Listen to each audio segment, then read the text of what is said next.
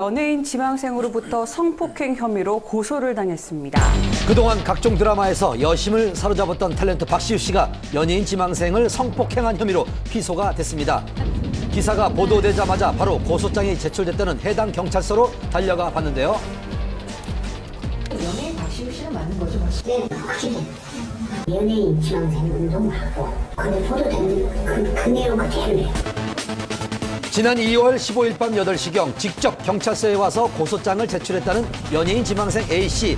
A씨의 진술에 따르면 고소장을 제출하기 전날인 14일 밤 지인의 소개로 박시우 씨를 만나 함께 술을 마셨다고 합니다. 그러다 술에 취해 정신을 잃었고 깨어나 보니 이미 모처에서 성폭행을 당한 뒤였다고 합니다.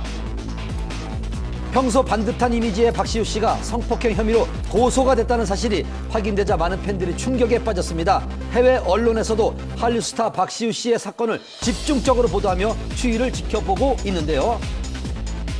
박시우 씨의 입장은 어떤지 얼마 전 1인 기획사를 세워 전 소속사를 낳은 박시우 씨를 직접 찾아가 봤습니다. 호주 안 돼요. 그쪽으로 시간을 말하고 있어요. 택배도 주로요. 받았어요. 거기는 오래됐어요. 박시우 씨를 만날 수는 없었습니다. 하지만 어제 새벽 공식 입장을 박시우 씨는 발표했습니다. 지인의 소개로 A씨와 술자리를 가진 점은 인정하나 남녀로서의 마음을 나눈 것이지 강제적으로 관계를 가진 것은 결코 아니다. 이 점에 대해서는 한 점의 부끄러움이 없다고 결백을 주장했습니다. 만취 상태로 성폭행을 당했다. 합의하에 관계를 한 것이지 위력은 없었다. 상반된 주장을 하고 있는 두 사람. 박시우 씨는 경찰 조사에 성실히 임하겠다고는 했지만 어제 오후로 예정됐던 소환 조사는 박시우 연기했습니다. 씨는 이제 변호인을 선임을 하고 또 이 과정에서 그 보도 경쟁이 뜨겁기 때문에 이에 따라서 철저하게 준비를 해서 출두를 한다는 입장입니다. 그런 가운데 박시우 씨와 A씨를 소개시켜준 후배 연기자 B씨에 대한 관심이 집중되고 있습니다. 박시우 씨와 절친한 사이라는 그는 술을 마시는 내내 화기애애한 분위기였고 술집에서 술을 마신 후 박시우 씨의 집으로 이동해 역시 즐거운 시간을 보냈을 뿐 고소의 징후는 전혀 찾아볼 수 없었다고 측근을 통해 밝혀왔는데요. 세 사람이 함께 술을 마셨다는 술집을 찾아가 봤습니다.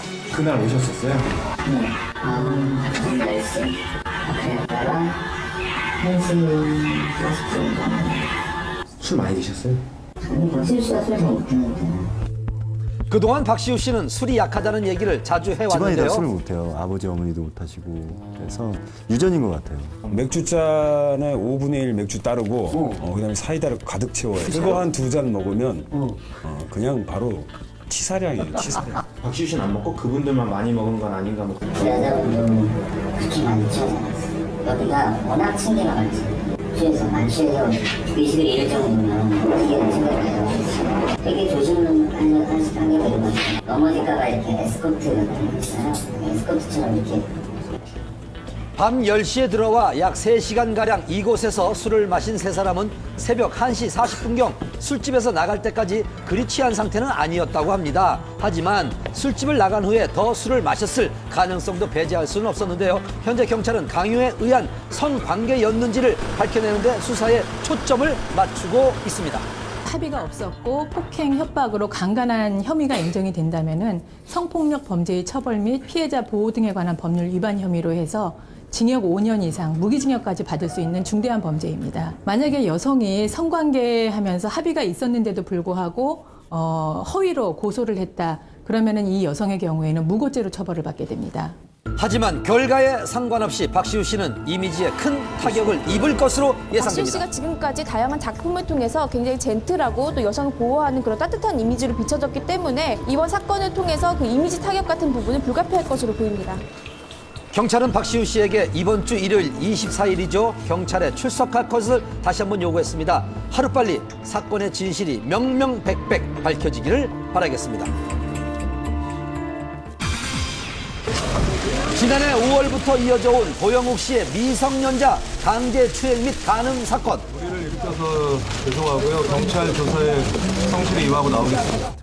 수사 과정에서 밝혀진 고영욱 씨의 미성년자 간음 및 추행 사건은 2010년부터 지금까지 총 5건, 그중 검찰은 4건의 사건을 병합 수사를 하고 있는 상태입니다. 고영욱 씨가 연루된 사건의 대상은 모두 만 13세에서 18세의 미성년자로 3건의 간음 사건 외에 지난해 12월 1건의 추행 사건이 추가 발생하면서 더욱 충격을 주었는데요. 이에 검찰은 고영욱 씨가 증거인멸과 도주의 가능성이 있다고 판단, 고영욱 씨는 현재 구속 기소되어 수사를 받고